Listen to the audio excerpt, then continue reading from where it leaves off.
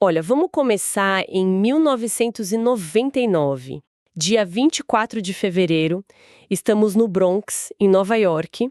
Uma menina de 13 anos, a Minerlis Soriano, mas que todo mundo chamava de Mini, né? Ela sai da escola, é um dia, assim, absolutamente normal. Aquele tipo de dia que a gente nem lembra que aconteceu. Exatamente. Só que a Mini nunca chegou em casa. E essa tarde, que era para ser comum, virou um pesadelo.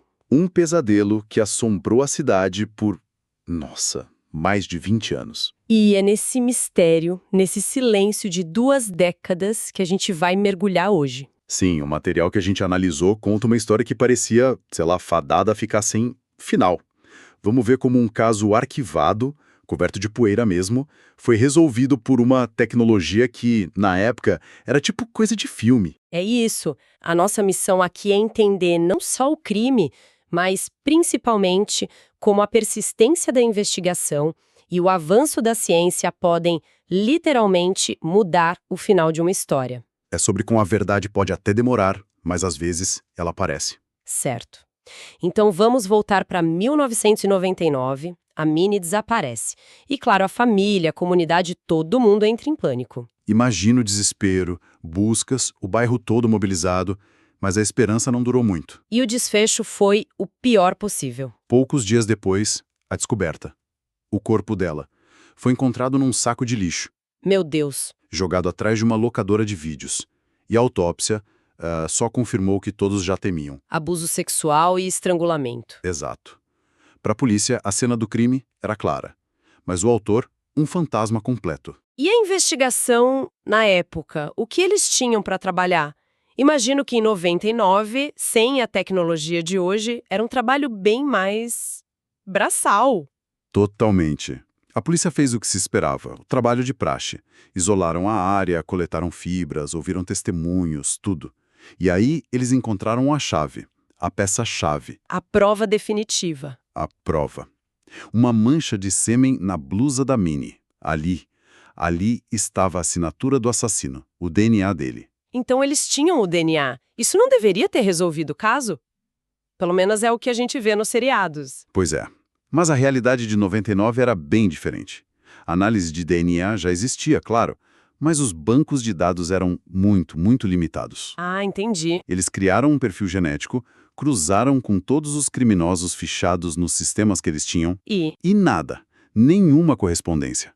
O DNA pertencia a um fantasma. nossa, que frustração você ter a prova mais importante nas mãos, a identidade do cara ali num código genético, mas não ter a chave para decifrar. É a analogia perfeita.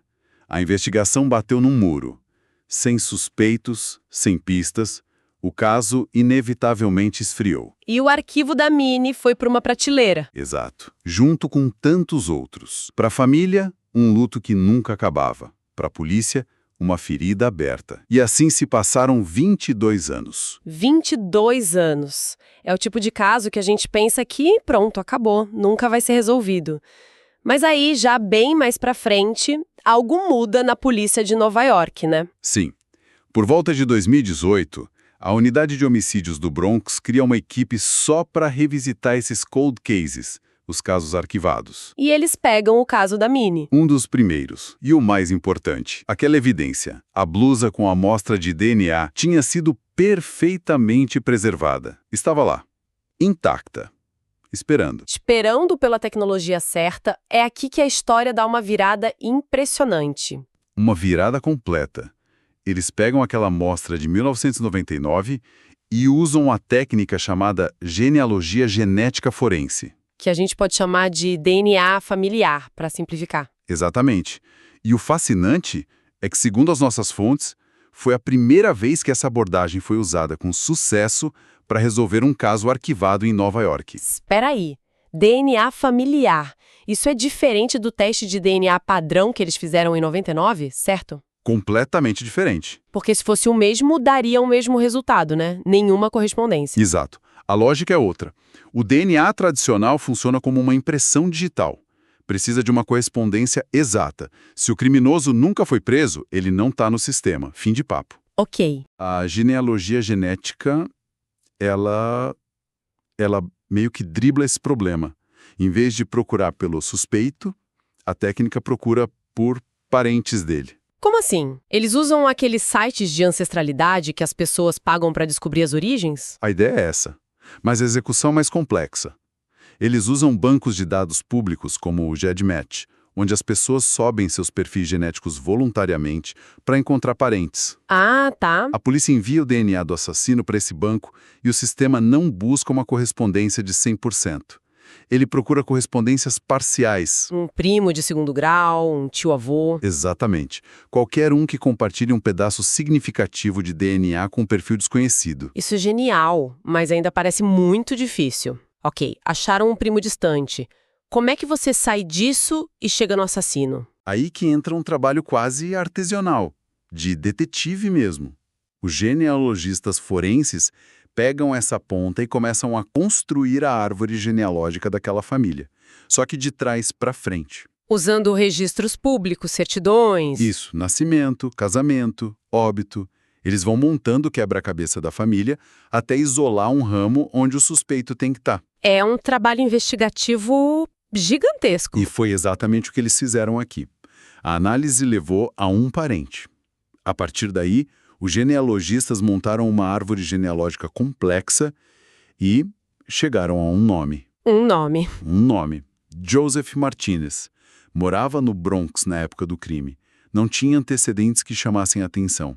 Ele se encaixava. Era o principal suspeito. E quem era esse Joseph Martinez? Porque depois de tanto tempo, a identidade dele deve ser a parte mais perturbadora de tudo. Sem dúvida. Porque ele não era um qualquer, um cara marginalizado. Muito pelo contrário, Joseph Martinez tinha uma persona pública muito conhecida em Nova York. Ele era o Jupiter Joe. Não, peraí. O Jupiter Joe. O cara dos telescópios? O astrônomo da calçada? Eu já ouvi falar dele. Ele mesmo. O cara que montava telescópios gigantes na rua e chamava as crianças para olhar a lua, os planetas? Esse mesmo. Um mentor, uma figura carismática que queria despertar o interesse pela ciência nos jovens. Que bizarro! Ele construiu essa imagem de um homem gentil, inofensivo. Era uma fachada perfeita. Uma máscara? Isso muda tudo. Não é um criminoso escondido nas sombras. Ele estava bem na nossa frente, posando de bom moço. É aterrorizante. E diz muito sobre como predadores operam, né? A normalidade é o melhor disfarce. Eles se infiltram, ganham confiança. Ninguém suspeitaria do amigável Jupiter Joe. Mas a ciência não se engana com fachada. Eles tinham um nome, mas precisavam da confirmação final, a prova definitiva. Sim, a genealogia te leva até a porta. Agora, precisavam da chave. Eles precisavam de uma amostra do DNA do Martinez para comparar diretamente com a evidência de 99. E como conseguiram? O seguiram e pegaram a amostra de forma discreta, a partir de um item que ele descartou. Levaram para o laboratório. E o resultado? 100% de correspondência. Sem nenhuma margem de dúvida. O DNA da blusa da Minnie pertencia a Joseph Martinez. O Jupiter Joe? Em 29 de novembro de 2021, ele foi preso. O fantasma finalmente tinha um rosto. Que momento para os detetives, para a família da Minnie. Imagino que foi uma mistura de alívio com uma dor que volta com tudo. Sim, mas a prisão era só o começo do fim. Ainda tinha o julgamento. Que levou um tempo, né? Sim, o processo legal se arrastou. Mas em 14 de novembro de 2025, o júri chegou a um veredito. Culpado. Culpado. 2 acusações de homicídio em segundo grau. Uma por assassinato intencional e outra por assassinato durante um crime sexual. A justiça, que parecia impossível, foi feita. Então, olhando para essa história toda, é uma jornada incrível. Começa numa tragédia, passa por 2 décadas de silêncio e termina com uma solução que parece de ficção científica. E eu acho que o ponto central, para mim, vai além da tecnologia. Ela foi a ferramenta. Mas só funcionou porque alguém lá em 99 teve o cuidado de preservar aquela prova. E porque 20 anos depois, outros detetives tiveram a dedicação de não deixar o caso morrer. Exato. A ciência precisa da persistência humana para funcionar. Faz todo sentido. E qual o legado que isso deixa? Para Nova York, para outros casos arquivados, o que o caso da Minnie representa? Ele representa esperança. de uma forma bem concreta. Ele abriu um precedente, mostrou que essa tecnologia funciona e pode reescrever o final de muitas outras histórias. Sim. Pense em quantas outras famílias vivem com essa mesma incerteza. Para elas, esse caso é um sinal de que a porta não está fechada para sempre.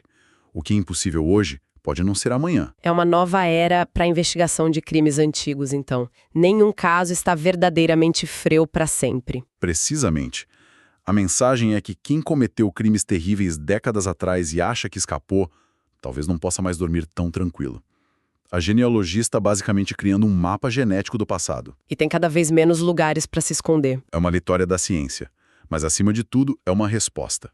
É a devolução de uma resposta para a memória de uma menina de 13 anos. E tudo isso nos leva a uma reflexão final que é um pouco desconfortável, né? Com certeza. A história do Jupiter Joe nos força a questionar uma coisa muito fundamental. A nossa capacidade de julgamento. Exatamente. A fachada dele era tão bem construída, tão positiva, e aí fica a pergunta no ar. Se não fosse por essa combinação de DNA preservado e ciência nova, A verdade teria aparecido. Ou ele teria continuado a montar seus telescópios, cercado por crianças e famílias, para sempre visto como um bom homem. é uma ideia perturbadora. A ciência interveio e quebrou a máscara.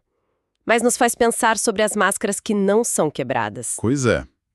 A confiança que a gente deposita em aparências pode ser uma aposta muito perigosa. E nesse caso a verdade não estava no que se via, mas escondida em uma molécula invisível, esperando pacientemente por 22 anos para contar sua história.